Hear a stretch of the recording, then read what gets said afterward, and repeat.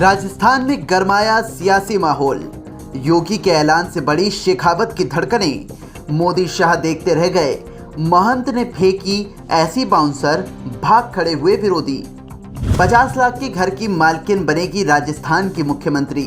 बालकनाथ ने कर दिया भरी सभा में ऐलान। छूट गए विरोधियों के पसीने।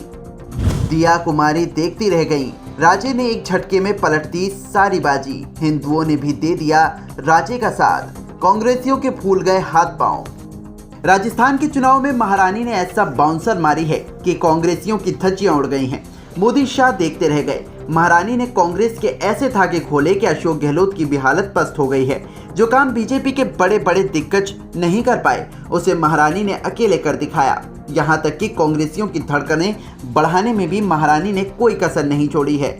यहाँ तक कि अब तो भरी सभा में महंत खुलेआम खुल्लम खुल्ला रानी के लिए ऐलान करते नहीं थक रहे हैं, जिसके बाद से महारानी दिया कुमारी के भी पसीने छूट गए हैं। क्या कुछ हुआ है बताते हैं, लेकिन उससे पहले आपको बता दें, हम जिस महारानी की बात कर रहे हैं वो कोई और नहीं बल्कि राजस्थान की पूर्व मुख्यमंत्री वसुंधरा राजे हैं, जिन्होंने अकेले ही कांग्रेसियों के लिए मोर्चा खोला हुआ है और उनकी कलाई खोलने में बिल्कुल भी पीछे नहीं है।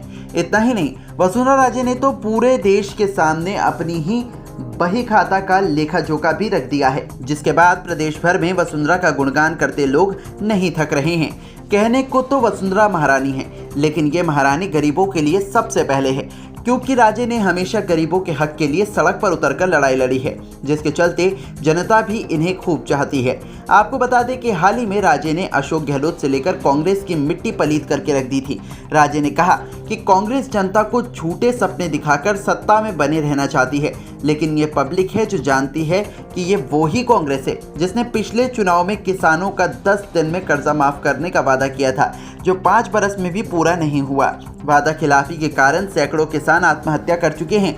राजे यही नहीं रुकी, इसके आगे उन्होंने राजस्थान में साफ लहजों में भरी सभा में कह दिया कि कांग्रेस की विदाई इस बार तय है और बीजेपी के अच्छे दिन आने वाले हैं।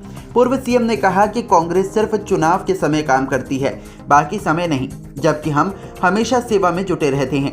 कांग्रेस लोगों को रुलाती है, हम लोगों के आंसू पोंछते हैं, लोगों के चेहरे पर मुस्कान लाते हैं।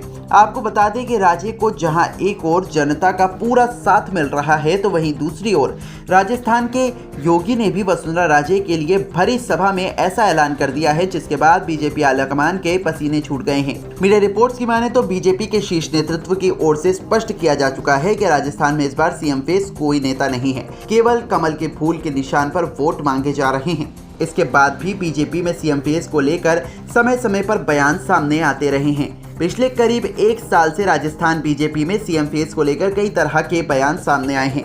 कांग्रेस का आरोप है कि बीजेपी में मुख्यमंत्री के 1 दर्जन दावेदार हैं। अब चुनाव के दरमियान बीजेपी के 2 बड़े नेताओं ने पूर्व मुख्यमंत्री वसुंधरा राजे को सीएम फेस बता दिया है, जिससे पार्टी की गुटबाजी को एक बार फिर हवा मिल गई है।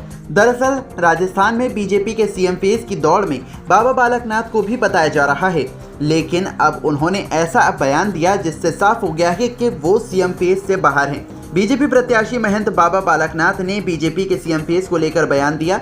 नामांकन सभा के दौरान बाबा बालकनाथ ने वसुंधरा राजे को पूर्व मुख्यमंत्री बताने के साथ भविष्य के मुख्यमंत्री भी बता दिया, जिसके बाद शेखावत और सीपी जोशी की भी हालत पस्त पड़ी हुई है। अब आगे जीत के बाद कौन मुख्यमंत्री बनता है, ये देखने वाली बात होगी।